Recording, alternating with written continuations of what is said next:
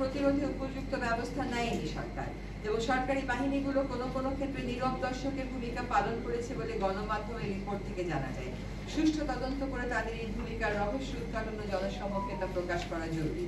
আমরা ক্ষুব্ধ যে সুস্পষ্ট প্রমাণ থাকা সত্ত্বেও প্রাণহানি, ছাত্র জনতার উপর হামলা ও গুলিবর্ষণের কোনো তদন্ত না করে পুলিশ শুধুমাত্র নাশকতার মামলা দায়ের করে হাজার হাজার অজ্ঞাতনামা লোককে আসামি করছে, কয়েক হাজার লোককে গ্রেফতার করেছে, যা হয়রানি হচ্ছে এবং গ্রেফতার বাণিজ্যের সুযোগ করে দেবে। সুস্পষ্ট প্রমাণ থাকার পরেও গুলি চালানো কর্মকর্তাদের গ্রেফতার না করে অপরাধী খুঁজে বেড়ানো এবং অপরাধীকে ধরিয়ে দেওয়ার আহ্বান উপহাস করে। এভাবে নিরস্ত্র মানুষকে হত্যা, গণগ্রেফতার, অবৈধ আটক, নিপীড়ন ও নির্যাতন সংবিধানের 31, 32, 33, 35, 37, 39 অনুচ্ছেদ, সার্বজনীন মানবাধিকার ঘোষণা এবং বাংলাদেশের জন্য প্রযোজ্য বিভিন্ন মানবাধিকার দলিলের স্পষ্ট লঙ্ঘন। আন্দোলন দমনে নির্বিচার হত্যা, মানবতা বিরোধী অপরাধ ও আন্তর্জাতিক অপরাধ আদালতে বিচারযোগ্য অপরাধ। এমন গুমট ও সংকটময় পরিস্থিতিতে দেশের বৃহত্তর স্বার্থে শিক্ষার্থীদের ভবিষ্যৎ ও সামগ্রিকভাবে শিক্ষাঙ্গনকে নিরাপদ ও শিক্ষামুখী রাখতে নিম্নোক্ত দাবিগুলো তুলে ধরছি। 1. কোটা সংস্কার আন্দোলনে police, RAB, answer, BGB, Chhatra League, Jubo League সহ সরকারি মদতপুষ্ট অস্ত্রধারীদের গুলি এবং নির্মম আঘাতে নিহত সকল মৃত্যুর সঠিক স্বচ্ছ তদন্ত হতে হবে এবং প্রকৃত দোষী, তা সে যতই উচ্চ পদাধিকারী বা কোনো দলমতের সর্বোচ্চ আইনানুগ শাস্তি নিশ্চিত করতে হবে। 2. স্বাধীন, গ্রহণযোগ্য এবং বস্তুনিষ্ঠতার স্বার্থে প্রতিটি হতাহতে এবং আইন শৃঙ্খলা বাহিনীর অস্ত্রের ব্যবহার ও বল প্রয়োগের বিষয়ে জাতিসংঘের উচ্চ পর্যায়ের বিশেষজ্ঞদের তত্ত্বাবধানে তদন্ত হতে হবে। এই প্রক্রিয়া দ্রুততম সময়ের মধ্যে শুরু করতে হবে।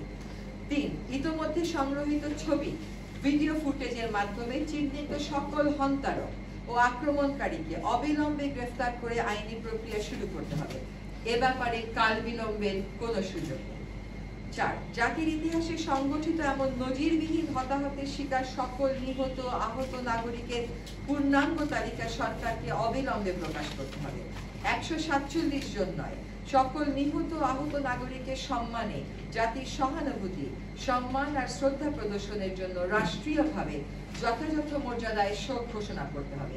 এই শোক প্রকাশকে আক্রমণকারীদের গ্রেফতারের দৃশ্যমান প্রক্রিয়া শুরু করে আন্তরিক ও অর্থবহ করতে হবে। দায় মেনে নিয়ে প্রত্যেক নিহতের পরিবারকে পর্যাপ্ত ক্ষতিপূরণ দিতে হবে এবং পুনর্বাসন নিশ্চিত করতে হবে। আহতদের সুচিকিৎসা নিশ্চিত করতে হবে। অঙ্গ হারানো সকল নাগরিকের পুনর্বাসন নিশ্চিত করতে হবে।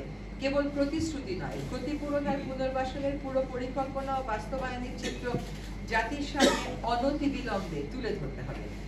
অবিলম্বে আটককৃত সকল শিক্ষার্থীর মুক্তি দিতে হবে এবং শিক্ষার্থী গ্রেফতারের চলমান প্রক্রিয়া বন্ধ করতে হবে। সকল শিক্ষা প্রতিষ্ঠান খুলে দিতে হবে এবং সেখানে অস্ত্রধারী ও প্রভাব বিস্তারের রাজনীতি বন্ধ করতে হবে। আর তথাকথিত ডিবি হেফাজত থেকে সকল সমন্বয়কারীকে মুক্তি দিতে হবে। এমন জোরপূর্বক উঠিয়ে নেয়া আর বেআইনি হেফাজতের ব্যাখ্যা দিতে হবে এবং এর সাথে জড়িত সকলকে জবাবদিহিতার মুখোমুখি করতে হবে। 9. সরকারকে ভয় দেখানোর সংস্কৃতি থেকে সরে আসতে হবে। গুলি করে আন্দোলন দমানোর অসুস্থ মানসিকতার অবসান এখনই করতে হবে। স্বাভাবিক ও স্বস্তির পরিবেশ নিশ্চিত করতে হবে। কারফিউ ও সেনা প্রত্যাহার করতে হবে। সাজোয়া যান সরিয়ে দিতে হবে। হেলিকপ্টারের পাহারা থামাতে হবে। ব্লক রেড, গণগ্রেফতার, ছাত্র অভিভাবক হয়রানি বন্ধ করতে হবে। আমরা স্বাধীন দেশে মুক্ত পরিবেশে বসবাস করব, কোনো বদ্ধ নিয়ন্ত্রিত আতঙ্কের পরিবেশে আর নয়। অবাধ তথ্য প্রবাহে আরোপিত সকল বাধা দূর করতে হবে। ইন্টারনেট ও সামাজিক যোগাযোগ মাধ্যম পূর্ণ মাত্রায় খুলে দিতে হবে। আমাদের হয়তো এখানে গণমাধ্যমের উপর আরোপিত অলিখিত নিষেধাজ্ঞার কথা বলা উচিত ছিল, সেটা আমরা মিস করে গেছি।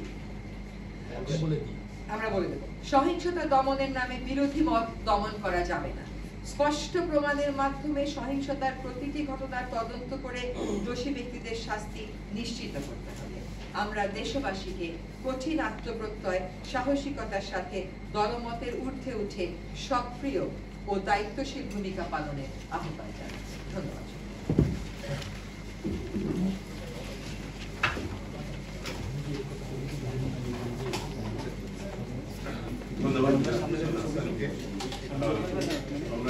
কয়েকজনের সংক্ষিপ্ত বক্তব্য শুনবো। আমি প্রথমেই অনুরোধ করছি আমাদের সেই আমাকে বিশেষ করে আমরা জানি যে শিক্ষার্থী আন্দোলনের সাথে জড়িত কয়েকজন সমন্বয়কে যেভাবে গণস্বাস্থ্য হাসপাতাল থেকে তুলে নেওয়া হয়েছে, এর আগেও নির্যাতন করে নির্যাতন করা হয়েছে এবং তারা চিকিৎসাধীন অবস্থায় সেখানে ছিল, সেখান থেকে তুলে নেওয়া হয়েছে এবং ডিবি কার্যালয়ে আটক রাখা হয়েছে এবং গতকাল আপনাদের সাথে আটকের একটা নির্মম নাটকের মাধ্যমে ভিডিও বার্তা প্রচার করা হয়েছে, পাঠ করা হয়েছে, আমরা মনে করি সেই প্রেক্ষিতে